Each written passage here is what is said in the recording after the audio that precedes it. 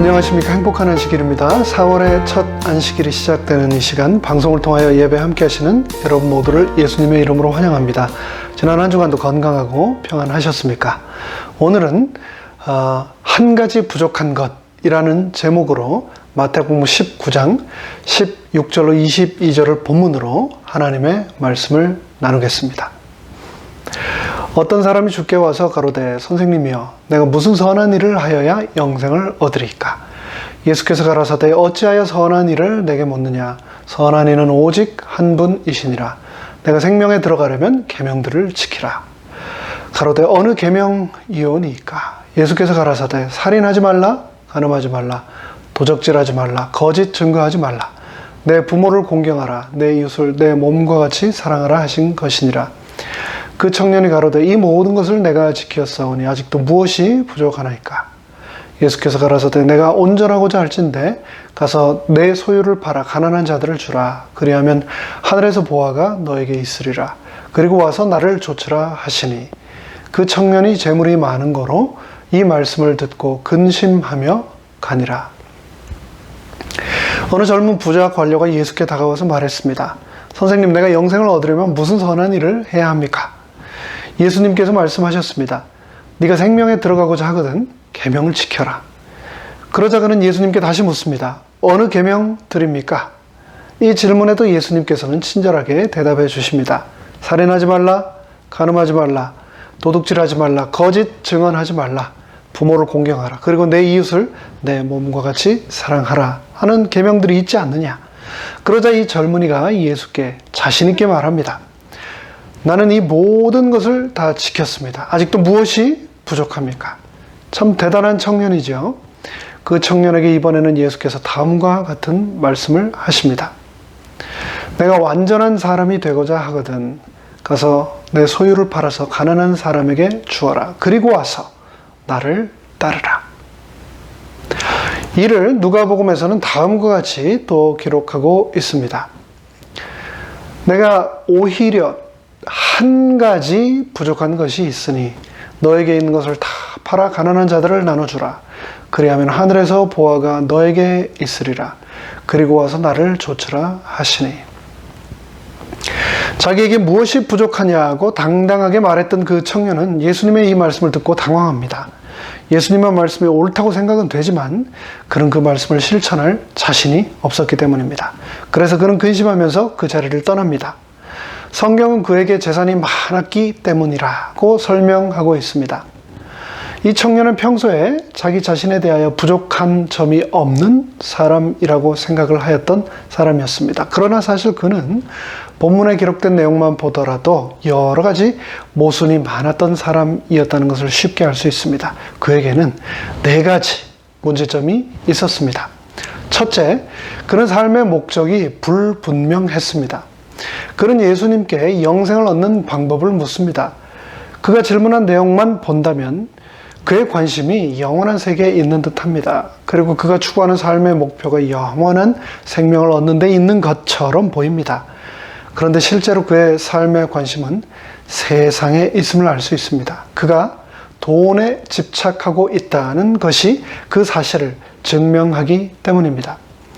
예수님께서는 그래서 산상수훈에서 다음과 같이 말씀하셨습니다. 너희를 위하여 보물을 땅에 쌓아두지 말라. 거기는 좀과 동록이 해하며 도적이 구멍을 뚫고 도적질하느니라. 오직 너희를 위하여 보물을 하늘에 쌓아두라.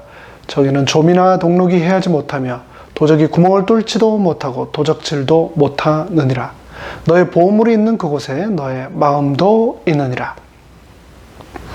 만일 그의 관심과 목표가 진정으로 영원한 세계에 있다면 그는 그의 재물을 하늘에 쌓기 위하여 노력해야 했을 것입니다. 혹시라도 예수님을 만나기 전에 그 방법을 몰라서 못한 것이라면 예수님을 만난 후에는 그렇게 했어야 했을 것입니다. 그런데 그는 재물을 계속해서 땅에 쌓아두었습니다. 그가 재물을 하늘에 쌓기를 주저하고 땅에 쌓기를 계속하는 데는 어떤 의미가 있을까요? 그것은 아마도 아직도 그의 삶의 관심과 목표가 땅에 있다는 것 아닐까요?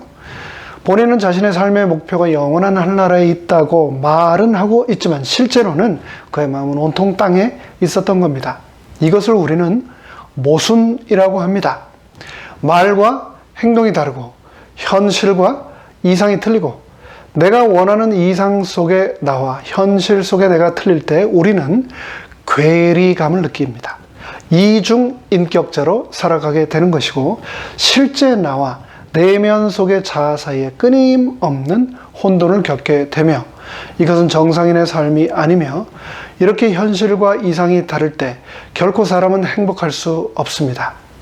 마음은 이 땅에 재물에 있는데 몸만 하늘에 가 있는다고 그것이 천국이 될 수 있을까요? 이것을 우리가 위선이라고 말하며 이런 사람의 삶은 결코 행복할 수 없습니다. 둘째로 그는 착각 속에 사는 사람이었습니다. 자신의 부족함이 없는 사람이라는 착각이었죠. 그가 비교적 율법을 잘 지켰던 사람이었음은 사실이었던 것 같습니다. 율법을 지켰냐는 예수님의 물음에 자신 있게 대답한 것으로 보아 그는 살인한 적도 없고 가늠하지도 않았고 도둑질하지도 않았으며 거짓 증언도 하지 않았던 것 같습니다. 그런데 그런 것들은 오늘날 법적 용어로 표현하자면 살인죄, 그리고 간통죄, 절도죄, 그리고 위증죄에 해당하는 것들이라고 할 수 있겠죠. 그런데 예를 들어 간통한 모든 사람들이 간통죄로 기소되나요? 아닙니다. 현행법에 걸려서 재판을 받는 사람 일부에 불과합니다. 그런데 법에 기소되지 않았다고 해서 우리가 죄인이 아닌 의인이라는 말은 아닙니다. 그는 자신이 그러한 현행법에 걸린 적이 없다고 말하고 있는 겁니다. 법에 안 걸렸으니 부끄러울 것이 없다고 생각을 한 거죠. 요즘 그리스도인들은 10계명이 아닌 11계명을 지킨다 하지 않습니까? 탐내지 말라라고 하는 10번째 계명 다음으로 11번째 계명, 들키지 말라라고 하는 계명을 더 열심히 지킨다고 합니다. 저는 지난 약 수십 년 동안 교통 위반으로 인한 경찰로부터의 티켓을 한 번도 받아본 적이 없습니다. 이는 제가 단 한 번도 교통 위반을 하지 않았다는 것이 아니라 수도 없이 스탑 사인과 트래픽 라이트의 빨간불을 그냥 지나갔어도 들키지 않았다, 잡히지 않았다는 것을 의미합니다. 제 운전이 엉망인데도 불구하고 제가 단 한 번도 들키지 않아서 적발이 되지 않아서 벌점이 없다고 자랑한다면 그것은 분명한 착각이지요. 예수님도 이것에 대해서 다음과 같이 말씀하셨습니다. 옛사람에게 말한 바 살인치 말라. 누구든지 살인하면 심판을 받게 되리라 하였다는 것을 너희가 들었으나 나는 너희에게 이르노니 형제에게 노하는 자마다 형제에게 화를 내는 자마다 심판을 받게 되고 형제를 대하여 나가라 하는 자는 공회에 잡히게 되고 미련한 놈이라 하는 자는 지옥불에 들어가게 되리라. 또 간음치 말라 하였다는 것을 너희가 들었으나 나는 너희에게 이르노니 여자를 보고 혹은 남자를 보고 이성을 보고 음욕을 품는 자마다 마음에 이미 간음하였느니라. 하나님 앞에서 완전한 사람은 하나도 없습니다. 죄에서 완전히 자유로운 사람도 한 명도 없습니다. 성경은 이 사실을 분명하게 증거하고 있습니다. 기록된 바 의인은 하나도 없으며 깨닫는 자도 없고 하나님을 찾는 자도 없고 다 치우쳐서 한 가지로 무익하게 되고 선을 행하는 자는 없나니 하나도 없도다. 그러므로 우리들은 언제나 하나님 앞에서 겸손해야 합니다. 우리가 부족한 자들임을 고백해야 합니다. 그리고 하나님의 도우심을 간구해야 합니다. 나에게 모자라는 것이 무엇입니까? 라는 자세를 버리고 주님 저는 참으로 부족한 것이 많은 죄인입니다. 라는 자세를 가지고 예수님 저를 도와주세요 라고 겸손히 그분께 간구해야 하겠습니다. 셋째로 그는 깨닫지 못한 사람이었습니다. 알고 있는 것과 행하는 것은 엄연히 다르다는 사실을 깨닫지 못했던 거죠. 자기 의에 사로잡혀 있던 그는 예수께서 너의 이웃을 너의 몸과 같이 사랑하라는 율법을 지켰냐는 질문에 대해서도 그렇다고 대답합니다.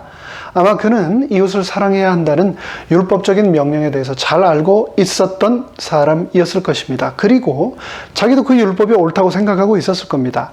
그러나 실제로 그는 자기 몸처럼 이웃을 사랑하는 삶을 살고 있지 않았음이 분명합니다. 예수께서 그에게 재산을 팔아서 이웃들에게 나눠주라고 하셨을 때 그 명령에 큰 부담을 느끼고 그 자리를 떠난 것이 바로 그 증거입니다.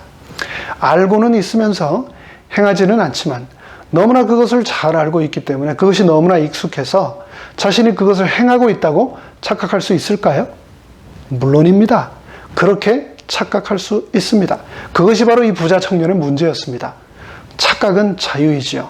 하지만 그 착각이 죄악이라는 것 아십니까?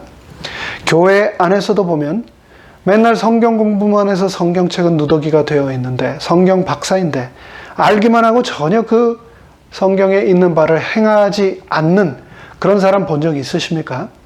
행함은 전혀 없는데 그것을 깨닫지 못하고 자신이 의롭고 완전하다는 착각 속에 사는 사람이 있을 수 있을까요?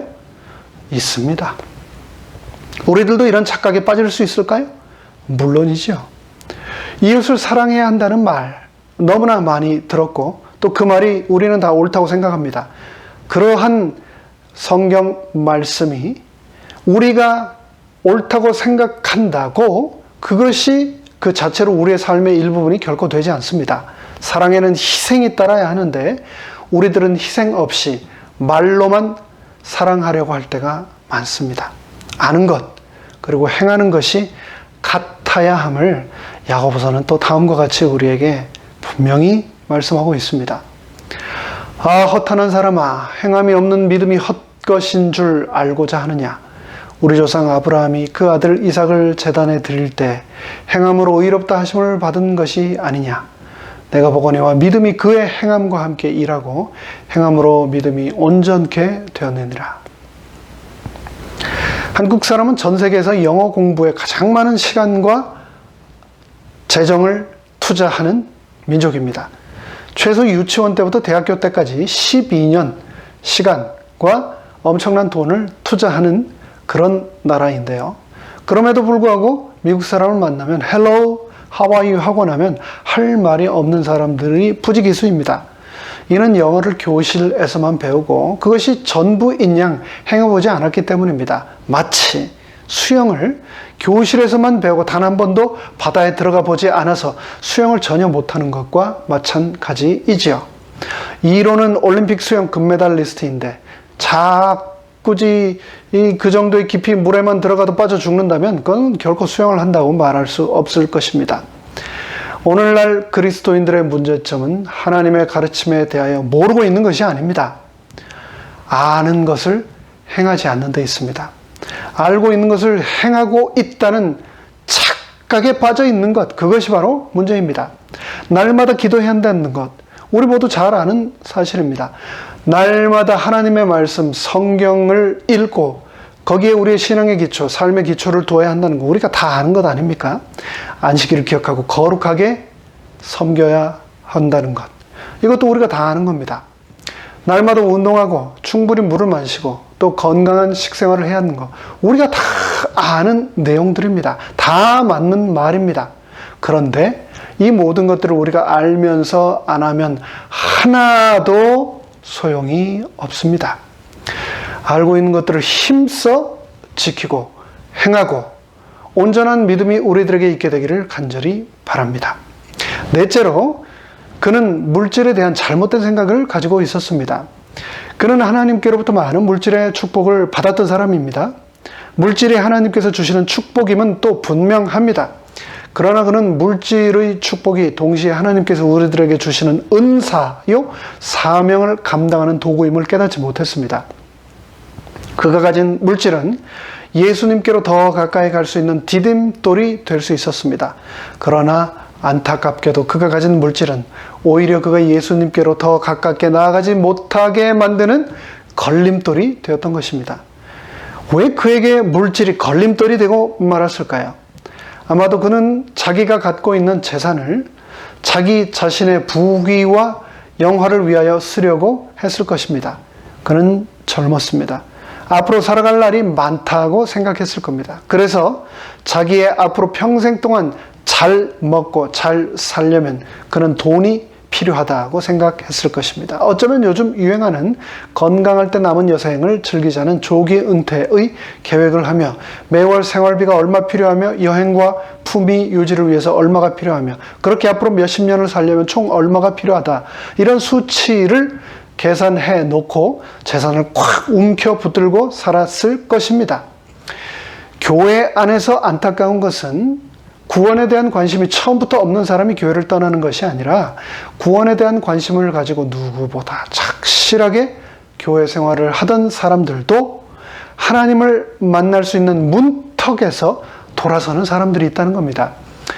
예수님은 그 청년이 하나님을 만나기 위해서 마지막으로 넘어야 할 것이 무엇인가를 보여주시고 있습니다. 이 청년에게는 바로 그의 재산, 즉 재물이 그리스도를 따라가는 일에 족쇄가 되고 있다는 것은 예수님께서는 분명하게 보시고 그에게 지금 말씀하고 계신 겁니다. 이쯤 되면 교회 생활을 오래 하신 분들 중에서는 이제 슬슬 이 오늘의 본문을 통해서 드디어 본심이 드러나는구나. 그럼 그렇지. 헌금하라는 소리구나. 라고 혹 생각하는 분이 계실 수 있습니다. 교회를 떠나는 분들, 더 이상 나오지 않는 분들을 대상으로 기독교 한 설문조사 기관에서 서베이를 했는데요. 교회를 떠난 사람들에게 아주 선명한 두 가지 이유가 있었습니다. 첫 번째는 교인들이 교회 다니면서 너무 위선적이다. 교회 나와서 싸우고 뒤에서는 안 그런 척하고 너무 가증스럽다. 하나님 믿으면 뭐하냐? 세상 사람들하고 다를 바가 뭐가 있느냐? 역겹다. 저렇게 교회 다니느니 나는 교회 안 나간다. 그래서 교회 안 나온다는 겁니다. 그리고 또 두 번째 교회를 안 나오는 이유는 교회만 가면 헌금을 내라고 맨날 들들 볶기 때문에 나 교회 안 가겠다라고 한다고 합니다.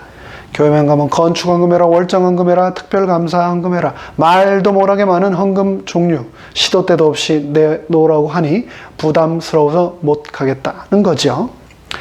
아마도 많은 교회에서 또 많은 교회 단상에서 이 오늘의 본문 마태복음 19장을 본문으로 부자 관원의 설교를 하면서 돈 내놓아라. 세상에 가지고 움켜 있어봐야 소용 하나도 없다. 안주머니에서 체크북 꺼내서 당신이 생각한 것보다 뒤에다 0을 하나 더 써서 내라. 그러면 하나님이 축복을 더 주신다. 이런 설교들을 할 수도 있습니다. 그런데 사실 예수님은 맨날 우리에게 돈 내놓으라고 구걸하는 분이 아니라는 것을 기억하시기 바랍니다. 예수님은 온 우주의 왕이시고 주인이시고 가장 부유하신 분입니다. 이 온 우주가 그분의 것입니다. 그분은 우리로부터 그 어떤 돈이나 재물이 필요하지 않으십니다. 그분은 결코 우리에게 구걸하는 분이 아니십니다. 그렇다면 여기서 예수님께서는 왜 부자 관원에게 가진 재물을 다 팔아 나누어 주고 나를 따르라고 하셨을까요? 누가복음 18장 22절에 예수님은 이 부자 청년에게 너에게 단 한 가지 부족한 것이 있다라고 말씀하시면서 모든 재산을 다 팔아서 없애버리고 나를 따르라고 하셨습니다. 이것은 모든 사람들에게 동일하게 적용되는 말씀이 아닙니다. 모든 사람이 다 각자 자신이 가지고 있는 재산을 팔아 가난한 자들에게 나누어주고 다 우리 모두 주님을 따라야 한다는 말씀이 아닙니다. 아브라함은 그 당시 고대 근동사회에서 어마어마한 부자였습니다. 부자 관원하고는 비교하려 할 수 없는 어마어마한 재벌이었죠. 하지만 하나님께서는 아브라함에게 그의 재산을 내어놓으라고 말씀하지 않았습니다. 대신 하나님께서는 아브라함에게 100살 때 얻은 아들 독자 이삭을 내어놓으라 하셨습니다. 하나님은 세계 최강국, 세계 최고의 부국, 차세대 대선 후보인 모세에게 모든 재물을 다 내어놓으라고 하지 않으셨습니다. 모세에게는 애굽의 권세, 즉 왕권을 내어놓으라 하셨습니다. 바꾸어 말하면 그 마음속에 하나님의 자리에 앉아 있는 것을 내어놓도록 요구하신 겁니다. 그것이 재물이 될 수도 있고 또 그것이 어떤 사람에게는 명예가 될 수도 있고 이성이 될 수도 있고 또 타이틀, 직분이 될 수도 있죠. 예수님은 이 부자 청년에게 하나님과 그 청년 사이를 가로막고 있는 그 한 가지를 내려놓고 따르라고 말씀하고 계신 겁니다. 하나님과 나 사이에 방해가 되는 것이 무엇이든지 간에 우리는 그것을 반드시 내려놓아야 합니다. 베드로는 그래서 그물을 내려놓았습니다. 마태는 세리로서의 세관의 책상을 내려놓았습니다. 사도 바울은 그가 세상에서 자랑할 수 있었던 여러 가지의 모든 특권을 다 내려놓고 예수님을 따랐습니다. 그리고 나서 그는 그 모든 것을 나는 배설물로 여긴다고 하였습니다. 한 가지 부족한 것이 있다는 예수님의 말씀은 여러 가지 중에 한 가지라고 하는 의미가 아니라 바로 나와 하나님 사이를 가로막는 나만 아는 장애물, 그것을 말씀하는 겁니다. 그것을 내려놓고 하나님은 지금 따르라고 말씀하고 계신 겁니다. 성경에서 하나님을 떠나간 사람들을 보면 결국 하나님과 하나 될 수 없는 바로 그 한 가지를 버리지 못하기 때문에 하나님을 떠난 사람들입니다. 결국 부자 청년은 예수님과 하나가 될 수 없는 요소를 포기하지 못함으로 주님을 포기하고 돌아간 것입니다. 예수님은 다음과 같은 비유로 우리에게 말씀하셨습니다. 또 비유로 저희에게 일러 가라사대 한 부자가 그 밭에 소출이 풍성하매 심중에 생각하여 가로되 내가 곡식 쌓아둘 곳이 없으니 어찌할꼬 하고 또 가로되 내가 이렇게 하리라 내 곡간을 헐고 더 크게 짓고 내 모든 곡식과 물건을 거기 쌓아두리라. 또 내가 내 영혼에게 이르되 영혼아 여러 해 쓸 물건을 많이 쌓아두었으니 평안히 쉬고 먹고 마시고 즐거워하자 하리라 하되 하나님은 이르시되 어리석은 자여 오늘 밤에 너의 영혼을 도로 찾으리니 그러면 너의 예비한 것이 누구의 것이 되겠느냐 하셨으니 자기를 위하여 재물을 쌓아두고 하나님께 대하여 부요치 못한 자가 바로 이와 같으니라. 부자 청년의 상태를 다시 한번 정리해 볼까요? 그는 첫째, 삶의 목적이 불분명했습니다. 그리고 둘째, 자신이 부족함이 없는 사람이라는 착각 속에 살았습니다. 그리고 셋째, 알고 있는 것과 행하는 것이 다르다는 것을 깨닫지 못했고, 마지막 네 번째로 축복으로 주신 물질을 예수님께 나아가는 디딤돌이 아닌 걸림돌로 사용하는 삶을 살았습니다. 그런데 누가복음 18장의 이 부자 관원과 너무나 대조되는 사람이 바로 이어지는 다음 장 19장에 등장합니다. 이 사람은 부자 관원과 너무나 대조되는 나눔의 삶을 살았습니다. 그는 관원이라고 하는 존경받는 직업이 아닌 세리라고 하는 멸시받는 직업을 가졌었고, 예수님께 내가 무엇을 하여야 영생을 얻으리까? 라고 묻지도 못하고 죽을 수밖에 없는 죄인이라는 자책감 때문에 내세울 것 없어 뽕나무 위에 올라가 숨었던 사람입니다. 부자 청년은 가진 것을 이웃에게 나누어주고 따르라는 예수님의 말씀을 듣고 슬퍼하며 떠났지만, 그는 자신의 모든 과오를 묻지도 않았음에도 불구하고 스스로 인정하고 잘못을 저지른 것을 다시 복구하고 재산을 이웃들에게 나누겠다고 다짐했습니다. 그 모습을 보고 예수님은 구원이 오늘 그에게 임했다라고 말씀하셨습니다. 삭개오가 서서 주께 여짜오되 주여 보시옵소서, 내 소유의 절반을 가난한 자들에게 주겠사오며 만일 누구의 것을 속여 빼앗은 일이 있으면 내 갑절이나 갚겠나이다. 예수께서 이르시되 오늘 구원이 이 집에 이르렀으니. 나는 부자 관원인가 아니면 삭개오인가? 예수님 만나면 둘 중에 하나입니다. 거듭나고 구원의 확신을 얻고 알게 된 바를 실천하며 삭개오처럼 살 것인가, 아니면 하나도 변하지 않고 마음의 근심만 더 쌓아가며 부자 관원처럼 슬프게 살 것인가. 둘 중에 하나가 됩니다.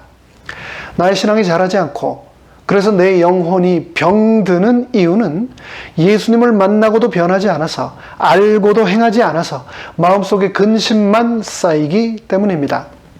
천국 가기 위해서 교회는 나와야 되겠는데, 그래서 교회에 나와 앉아 있지만 기쁘지도 않고 기도도 나오지 않고 불평만 하고 함께한 성도들을 향하여 손가락질하고 비판만 한다면, 하나님께서 내가 구한 것들을 들어주시지 않는다고 원망만 한다면, 하나님이 그리고 또 이 교회가 나에게 해준 것이 뭐가 있냐고 원망만 한다면 그것은 결코 하나님이 원하시는 삶이 아니라는 것을 기억하시기 바랍니다. 우리도 이 부자 관원처럼 예수님을 만난 후에도 얼마든지 하나도 안 변할 수 있습니다. 너무 무섭지 않습니까? 예수님을 만났으면 우리의 생각과 삶이 변해야 하는데 변하지 않을 수 있습니다. 그렇게 되려면, 변하려면 예수님 앞에 모든 것을 내려놓고 그분께서 주신 것을 나누어야 하는데 움켜쥐고 변하지 않는 나의 모습을 보고 그분께서는 얼마나 마음이 아프실까요? 하나님께서 우리들에게 베풀어 주신 많은 축복들이 절대로 걸림돌이 되지 않게 되기를 간절히 바랍니다. 우리들로 하여금 하나님께 더 가깝게 나가게 하는 디딤돌이 되기를 간절히 바랍니다. 이스라엘은 두 개의 대표적인 바다가 있습니다. 그것은 바로 갈릴리 바다와 사해 바다입니다. 국토의 최북단 헤르몬산에서 흘러나오는 눈 녹은 물이 흐르고 흘러 모이는 첫 번째 바다 갈릴리 바다는 이스라엘 전 국토를 비옥하게 만들고 또 그 자신이 받은 물을 다시 사해로 흘려 보냅니다. 반면 갈릴리 바다에 그 물이 모여서 만들어진 두 번째 바다인 사해는 물을 밖으로 한 방울도 내보내지 않습니다.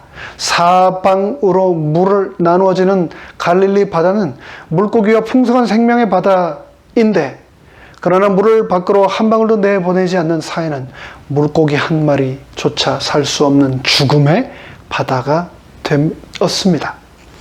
나누는 곳에 생명이 있고 움켜쥐기만 하는 곳에 죽음이 있다는 것을 너무나 우리에게 극명한 대조로 보여주는 예 아닙니까? 우리 한국말에 잘 먹고 잘 살아라 라는 말이 있습니다. 근데 여러분, 이 말이 칭찬입니까? 욕입니까? 여러분 생각하시기에 이 말이 축복입니까? 저주입니까? 자기 혼자 잘 먹고 잘 사는 게 축복일까요? 정말?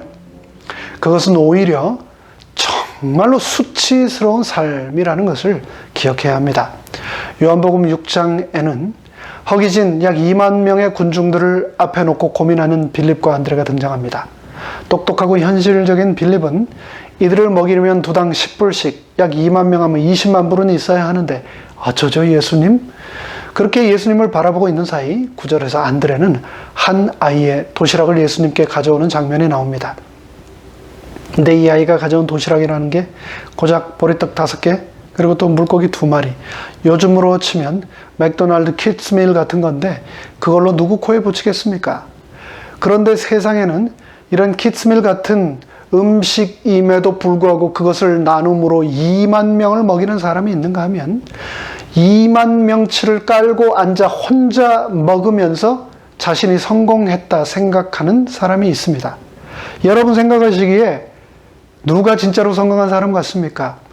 예수님이 우리를 향하여 바라시는 진짜 성공한 삶의 모습이 무엇이라고 생각하십니까? 그것은 얼마나 많이 모았느냐, 얼마나 높이까지 올라갔느냐가 아니라 얼마나 많이 나누며 얼마나 많이 사랑했느냐가 아닐까요? C.S. 루이스는 기적이 초자연적인 능력이 자연세계를 간섭하는 것이라고 말했습니다. 하나님이 역사와 자연 속에 개입하셔서 일정한 법칙이 깨지는 아주 특수한 현상이 일어나는 것이 바로 기적이라는 것이죠. 가령 물이 변하여 포도주가 된 사건, 자연 법칙으로는 볼 때 일어날 수 없는 일입니다. 물리적으로야 같은 액체이지만 화학적으로 물과 포도주는 완전히 성분이 다릅니다. 이렇게 기적은 이 역사와 자연세계 일반 법칙을 깨트리면서 나타나는 아주 기이한 현상을 말합니다. 그런데 성경은 이 기적을 우리가 나눔을 통해서 우리 인생에서 경험할 수 있다고 말합니다. 나누어 주고 나면 분명히 더 궁핍해져야 하는데 성경은 그렇지 않다고 말합니다.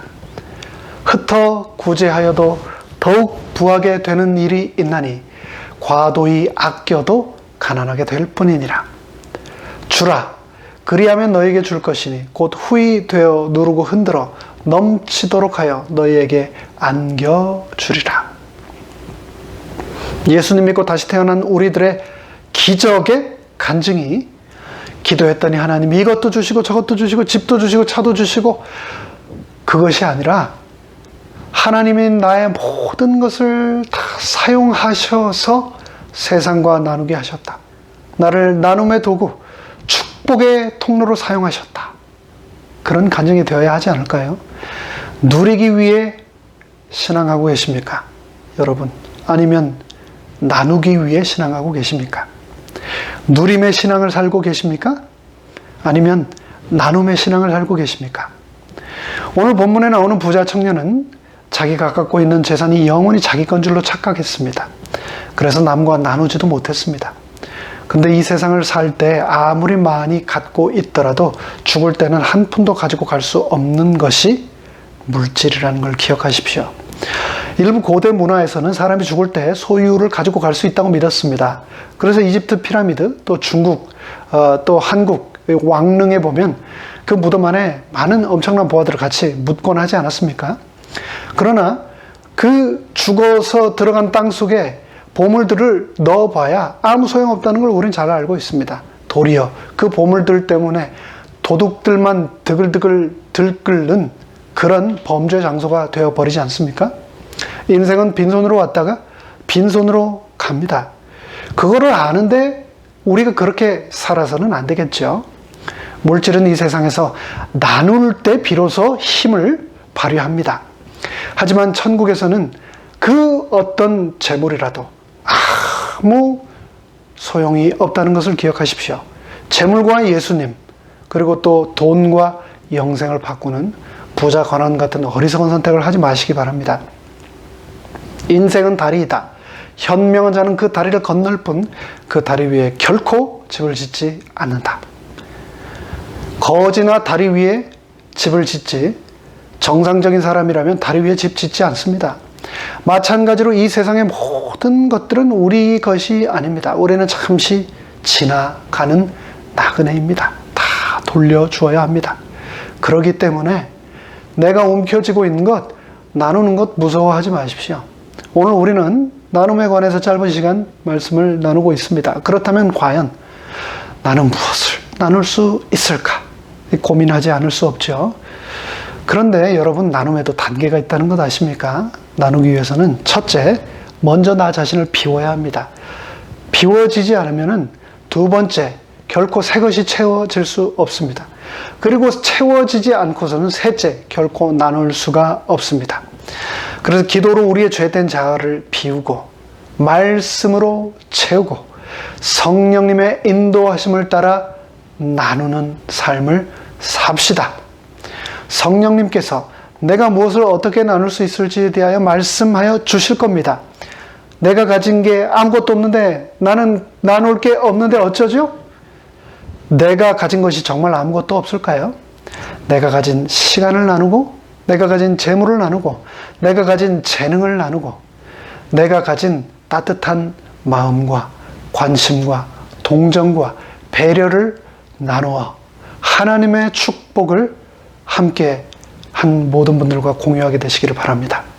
여러분 교회에 왜 오십니까? 그리고 이 예배에 왜 참여하십니까? 복 받으러 오십니까? 복 나누러 오십니까? 축복 받으러, 은혜 받으러, 위로 받으러, 받기 원하기만, 끊임없이 받기만을 원하는 사람은 자기도 모르는 사이에 하나님을 빚쟁이, 채무자로 만든다는 것을 기억하십시오. 이런 사람은 축복, 은혜, 위로 대신에 종국에는 씁쓸함과 상처만 받게 됩니다. 모두 왜곡된 자신의 마음의 태도 때문에 그런 결과가 오는 것이죠. 하나님을 채무자로 만들고 자신은 채권자가 되는 신앙은 영원한 손님 신앙이지 주인 신앙이 아니기 때문입니다. 그러나 드릴 것밖에 없다는 심령, 이 가난한 심령에는 하나님이 임재하십니다. 기도하면 하나님께서 내가 가진 것이 무엇이며 어떻게 나눌 수 있는지 말씀하여 주실 겁니다. 성경에 나오지 않은 8복이 아닌 9번째 복, 9복을 제가 말씀드릴까요? 준 것을 기억하지 않으며 받은 것을 잊지 않고 늘 감사하며 나누는 자는 복이 있나니 천국이 저희 것임이라. 부정적인 비난의 말은 14배나 우리 기억 속에 강하게 오랫동안 남는다고 합니다. 타락이 우리의 사고를 그렇게 뒤틀어놨기 때문입니다. 말은 강력한 힘을 가지고 있습니다. 나는 나누겠다. 나는 축복의 근원이 되겠다. 라고 스스로 말하고 결심하시기 바랍니다. 야곱은 축복을 받을 때까지 천사를 놓지 않았습니다. 환도뼈가 부러지고 평생 장애인이 되었지만 그는 그래서 축복을 받았고 그 받은 축복을 나누는 자가 되었습니다. 노년의 이집트의 왕 바로 앞에서 그 바로마저도 축복하는 블레서가 되었습니다. 나누기 위하여 축복을 구하십시오. 그리고 축복을 나누고 꼭 전하시기 바랍니다. 그가 우리를 위하여 목숨을 버리셨으니 우리가 이로써 사랑을 알고 우리도 형제들을 위하여 목숨을 버리는 것이 마땅하니라. 누가 이 세상의 재물을 가지고 형제의 궁핍함을 보고도 도와줄 마음을 닫으면 하나님의 사랑이 어찌 그 속에 거하겠느냐. 자녀들아, 우리가 말과 혀로만 사랑하지 말고 행함과 진실함으로 하자. 이로써 우리가 진리에 속한 줄을 알고 또 우리 마음을 주 앞에서 굳세게 하리라. 오늘 우리는 나눔이 무엇인지 함께 말씀을 나누었습니다. 예수님은 온 우주의 주인이시며 온 우주에서 가장 부유한 분이시지만 이 세상에서는 가진 것 하나 없는, 머리 둘 곳조차 없는 가장 가난한 분으로 사셨습니다. 살아서 제자들에게 떡과 포도즙을 계속해서 먹이시던 분, 그분께서 십자가에서 자신의 살과 피까지 다 나누어 주시고 우리를 위해 생명까지 주셨습니다. 그분은 우리의 궁핍함을 보고 그분의 일부를 나누어 주지 않으시고 전부를 주셨습니다. 오늘 예배가 마친 후에 여러분 가슴 속에 다 잊어버리시더라도 나눔의 최고의 모델이신 예수님만은 꼭 기억하시기를 간절히 바랍니다. 그리고 그 예수님을 가슴속에 모시고 저 영원한 주의 천국에 영원히 함께하게 되시기를 간절히 바랍니다. 히브리서 13장 16절의 말씀을 읽고 예배를 마치겠습니다. 오직 선을 행함과 서로 나누어 주기를 잊지 말라. 하나님은 이 같은 제사를, 이 같은 예배를 원하시고 기뻐하시느니라. 하늘에 계신 저희들의 아버지 하나님, 이 축복의 안식일 부족한 저희들에게 하나님의 말씀을 통하여 가슴의 찔림과 또 깨달음을 주셔서 감사합니다. 우리가 하나님의 말씀을 수없이 듣고 그 말씀이 귀에 익숙해져서 예수님께서 하신 말씀처럼 형제의 궁핍함을 보고 도와주지도 않으면서 우리가 말과 혀로만 사랑하면서 진짜로 사랑하는 줄 알았습니다. 우리가 진리에 거하지 않았습니다. 하나님, 우리를 불쌍히 여겨 주시고 오직 하나님 말씀하신 선을 행하고 늘 서로를 돕고 나누어 주기를 잊지 않는 참된 살아있는 제사를 아버지 하나님께 드리는 우리 모두가 되도록 축복하여 주시옵소서. 모든 말씀 예수님의 이름으로 간절히 축원하옵나이다. 아멘.